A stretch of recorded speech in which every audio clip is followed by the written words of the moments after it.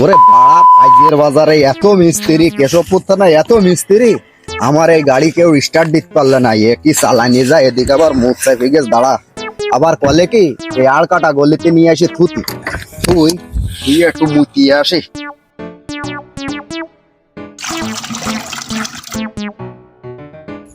ওরে বাবা রে, কষ্ট হয়ে গেছে, গরমও লেগে গেছে, কেউ তো পাইলো না। আড় কাটা গলিতে নিয়ে যাই থুলি, গাড়ি না স্টার্ট হয়ে যাবে না।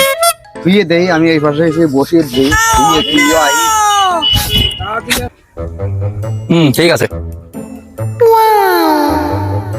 কি ব্যাপার, আলকাটা গলিতে এখন সন্ধিবেলায় গাড়ি থিয়ে গেছে, কি ব্যাপার? কি আশেপাশে কোনো লোকজনও দেখতেছি না।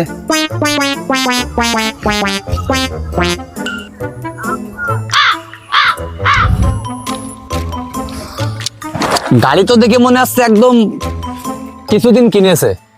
আলা উপরাল্লা মনে হয় মুখ তুলে তাকাইছে, মেলা দিন পরে এই এলাকায় এরকম একটা গাড়ি তুই গেল কোনে। ওরে যে জেনে তাই থাকবে যাই, গাড়ি পাইছি, আগে দেখি একটু বিষয়টা কি। তেল তো আছে, তাহলে সমস্যা কি? যে সমস্যা যোগ্য যে গাড়ি কার নিয়ে যাই, মেলা টাকা দেখা যাবে না।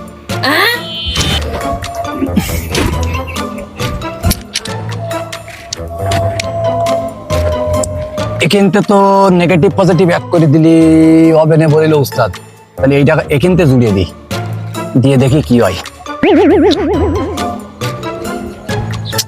না, তাও তো স্টার্ট নেই না। ও বুঝতে পারিছি, তাহলে নিনজা টেকনিকটা ব্যবহার করতে হবে।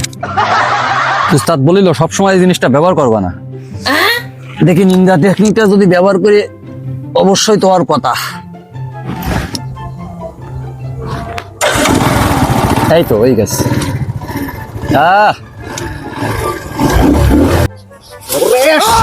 গাড়ি তো স্টার্ট হয়ে গেছে। ওরে বাবা রে ভাই, তুমি তো বিশাল বড় ইঞ্জিনিয়ার ভাই।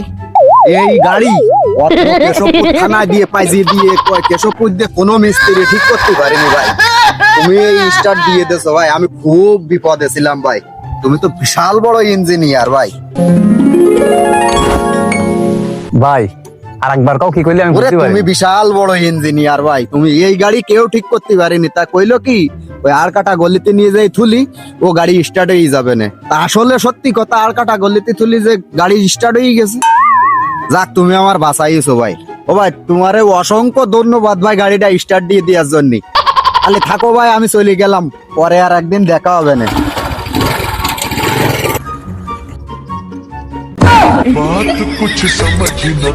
শালা আলাম গাড়ি চুরি করতি, আলাম ধরা, শালা মার দেবে তা না, আমার পায়ে ধরে ক্ষমা হয়ে গেল, আর ইঞ্জিনিয়ার কই গেল না, বিষয়টা বুঝলাম না।